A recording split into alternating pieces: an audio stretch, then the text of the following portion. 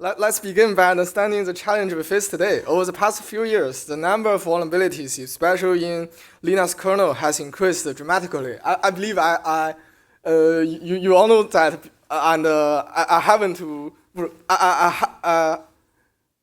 I don't have to illustrate it. In fact, from 2020 to 2024, we have witnessed a staggering surge in number of CVEs, with the figure growing year by year. This trend clearly shows that our software, despite being robust and widely adopted, is under constant threat.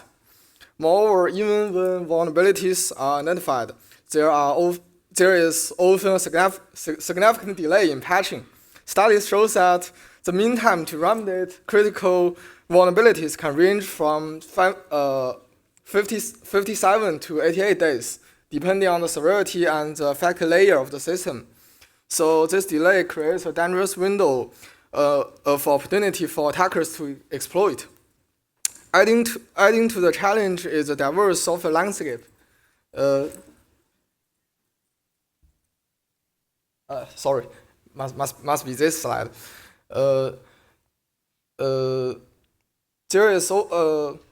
Take Linux kernel as an example. It is not just a single monolithic entity, but exists in multiple distributions and versions, from older maintained versions, for example, v4.4, to the latest release, v6. Linux is running across the globe in different versions and configuration. This diversity makes it hard to create a one-size-fits-all patch and further complicates timely and effective vulnerability mitigation. So how do we address this problem? Our motivation was simple: to design a mitigation mechanism that could rapidly cover various vulnerabilities even before the patch is formally released. We want a solution that was not only effective in real time, but also non-intrusive, meaning that it wouldn't require significant changes to the existing system or risk destabilizing the legacy applications. Our approach is built upon two observations. First, we analyze past vulnerability patches. We discover that many of them follow a common pattern. Most of them relies on constraint expressions. These expressions describe the condition under which a vulnerability can be triggered. In research, tools like PatchScope have shown that memory corruption patches, among others, frequently use this type of pattern to enforce safe boundaries in code. So we could use the expression to cover various vulnerabilities. And second, we observe that current probing mechanisms here are, to be specific, is kprobe and uprobe, are already quite capable of gathering detailed runtime information without needing to modify the code base extensively. This non-intrusive data collection means that we can leverage existing tools to understand the runtime behavior of application and detect when a vulnerability condition is about to met. With this insights, we saw an opportunity to generate. It must be that again.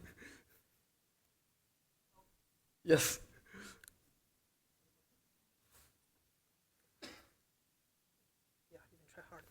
Yeah. No problem. So we saw an opportunity to generate mitigation policies automatically based on error reports. I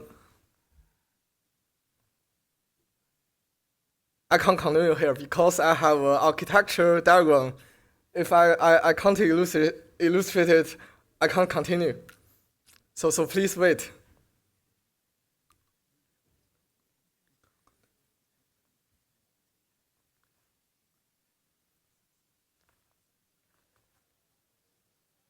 Okay, thank you.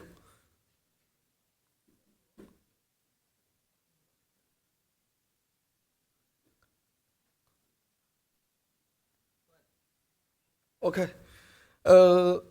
Now let me outline the architecture of VulShield. Our system is built around a policy-driven approach, which can be broken down into several components. The first one is a policy generator, is used to automatically generate policies. Furthermore, the policy enforcer, which resides in the kernel space of the target device, enforces the policy and blocks security vulnerabilities.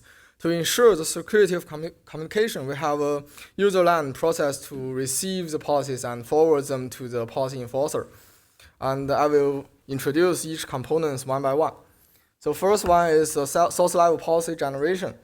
When a vulnerability is detected, say an array index out of bound error reported by UBSUM, the system first analyzes the error report, and then it examines the underlying source code, automatically generates a source level mitigation policy. This policy comprises a few variables and a constraint where when the vulnerability is about to trigger. And this policy, for example, in this example, this policy essentially dictates the safe boundary and conditions must be enforced to prevent the error from triggering the vulnerability. And the second one is the policy lowering. A significant challenge arises from the fact that many target system and bandwidth lack of debugging information. In such cases, a source level policy cannot be directly applied. Here, to accomplish this, our system lowers the policy to bandwidth level. This process involves mapping the high-level policy correspond to the corresponding bandwidth instructions, even when debug info is missing. By doing so, we ensure that protection mechanism can be enforced.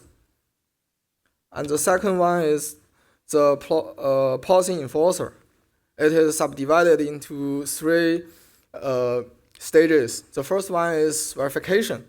It confirms that the policy hasn't been tampered with using the signature verification. And the second one is perception. Some vulnerabilities like heap buffer overflow necessitate the coordinated data collection from multiple runtime execution points to reach valid determination. This requires VulShield to gather process runtime information before the decision point, such as memory allocation and deallocation, and pointer usage. And the third one is decision execution. Based on the collected data, the enforcer decides whether the vulnerability condition is met. If it is, the system takes corrective actions. For user space programs, the options are to kill the process or to harm the process. For kernel, we use the kernel error handling system mechanism to ensure the program's normal operation. Furthermore, the VulShield is also endowed the capability to go to the error handling basic block within the vulnerable function, thereby ensuring the maintenance of program's normal execution. And for temporal memory vulnerabilities and risk conditions, VulShield also provides optional mitigation actions that delivers practical mitigation with reasonable overhead. Quarantine and sweeper, inspired by Marcus and Minesweeper. When an object is deallocated, it is first quarantined, and the sweeper runs a memory sweep to determine whether there are dangling pointers still invalid. When no pointer still points to the quarantined object, it can be safely deallocated. And here comes to effectiveness evaluation. Our solution has been demonstrated to protect against at least 9 types of vulnerabilities. This wide-ranging protection is possible because our approach is based on the common pattern of constraint expressions, a pattern which is pervasive across many types of vulnerabilities. And the second one is performance evaluation. In web server environment like Nginx, the additional overhead is minimal, only about an extra 0.001 milliseconds per request, and this ensures that user experience is not compromised. In a more comprehensive benchmark like Unix Bench, the overall overhead of the combined mitigation mechanism is just around 1.047% of overhead. This low performance impact highlights that VulShield is both effective and practical for deployment in real-world environments.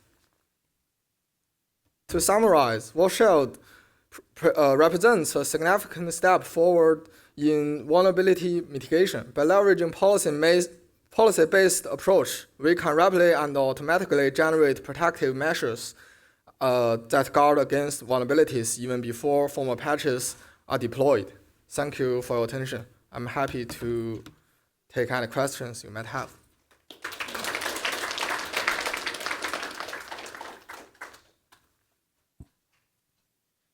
Hello, I have a question. So there is a related work, which I believe you cited, which is, the name is Hackathon, where they did undo workarounds. And one thing that I saw in the presentation reminds me a lot about that, which is when you detect something goes wrong, you would jump to the error handling code and essentially undo the effect of the current function.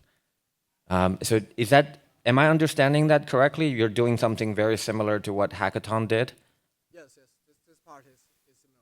Okay, and then the other question then is, I see that you're also doing other kinds of things in addition to undoing the function. So can I understand it to be, you have different kinds of mitigations for different kinds of bugs? Yes. Okay, all right, thanks.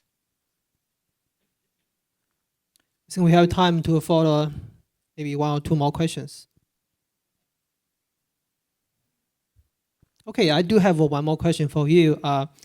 So you mentioned that this is just maybe the first step of protection against this vulnerability. But I'm curious about how far this is from the real patch. For example, you mentioned that you just added this check of the boundary. Is it not already a patch? What's the difference, and what do you think, how to fill the gap between your solution and the real patch? A patch must be carefully dealt with because you don't want your application to be, your performance to be harmed. And our mitigation, for example, it will harm the process when something is wrong. So this is only a mitigation for when the vulnerability is released. Yes. Okay, maybe put it another way, have you say manually or somehow check your patch generated by your solution and how far it is from perfect patch? If your patch is only adding a if and go to clause, it would be equivalent. Yes. Yeah, I guess that will going to handle a lot of cases, right? Yes. That would cover most cases. Yes. Okay, cool.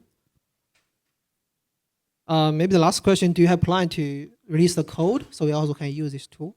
Sorry, pardon? Do you have a plan to release the code or it's already released? Yes, it will be released later on. Okay, great. Let's thank the speaker one more time.